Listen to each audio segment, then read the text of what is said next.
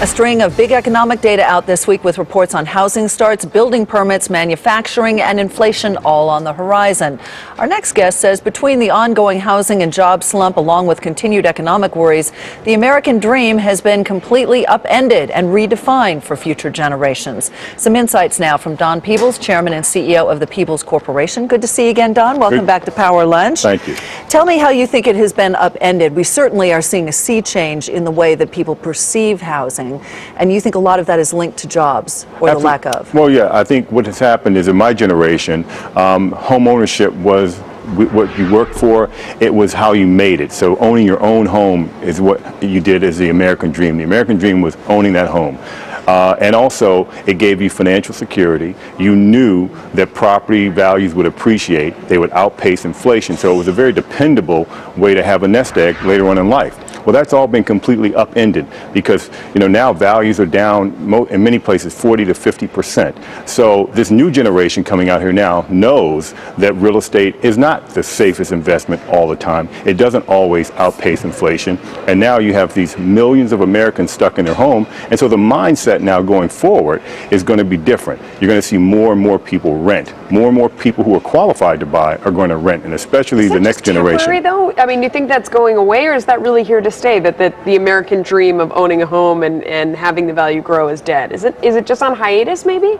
Well, no. I think that there's going to be a fundamental change. I think because if you look, for example, say a place like New York City, the rental apartment vacancy rate in New York City right now is less than 1%. Rents have increased almost 7%. At the same time, apartment sales volume has declined almost 7%. So what's happening now is that, when you look at those kinds of apartments as ownership structures for home ownership, you still are going to pay a mortgage payment and you still are going to pay a condo or co-op fee. So you really don't totally own your home anyway. So renting gives you the freedom a year later to pick up and leave and go somewhere else. We're a much more mobile society, and the changing of how jobs are created in this country is going to dictate more mobility for people who want to stay employed. Necessitated. But people do like the idea of owning their own home, apart from the idea that it's not going to be a piggy bank anymore. It's not going to be you're not going to retire on the house the way you used to.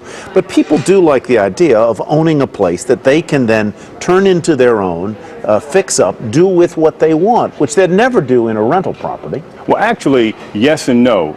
Home ownership, single-family home ownership, will continue to be something one looks forward to because it also provides a lifestyle, and it's very difficult to duplicate that lifestyle for millions of people in single-family homes. So single-family homes are not built for rentals. The cost-benefit analysis still favors home ownership, and also you can have your pool and the good life. But an apartment in Manhattan makes almost no sense to buy when you can rent. An apartment in Washington, D.C., the same thing. What you're getting there is you're getting the ability to stay there long term, but more importantly, when you buy, the theory is you're getting consistency and the ability to recover your rent. I don't know if that's true. I own an apartment in Manhattan. You don't have the same selection if you're renting than if you're buying. And I think it just changed the price functionality. I mean, it just changes the way that you equate what you're willing to pay. It doesn't mean you're not willing to do it. You just don't budget in that it's going to go up so much over time. I mean, you still look at the same rent-buy analysis and compare the numbers and decide, what is the tax benefit I'm getting versus what I'm going to pay to rent? What's the friction cost of getting a mortgage? Doesn't it just change the math? A little bit, but not really. I'm a good example of this. Okay. We are now, my family lives in New York City as of 2 months ago. I can afford to buy and I can afford to live pretty much where I'd like to.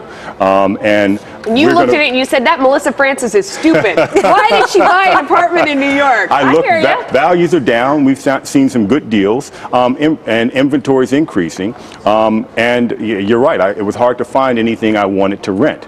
But I was able to find 2 apartments collectively. I'm combining them, and the developer owner is paying to combine them, and I'll get what I want in a nice apartment. But I agree with you. If I want to have a certain quality, a typical renter, if they want to have a certain quality, it's much easier if you're going to buy an apartment versus rent one.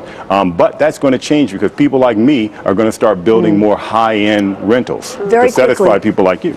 Very quickly, how soon before you think we see a turn in housing? I think jobs have to come back, and I don't see jobs coming back. I think we're now in the nation's political system's in gridlock, and it's going to take a while. So I would think that we're going to see job growth after the election. We'll see a kind of like moderate, insignificant job growth up until then, unfortunately. And so it's jobs, because there's no way for anyone to move when they've lost 40% of their equity. Yeah, without question. All right.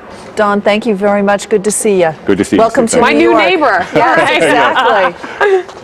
And coming up, the new business model in car sharing that could have zip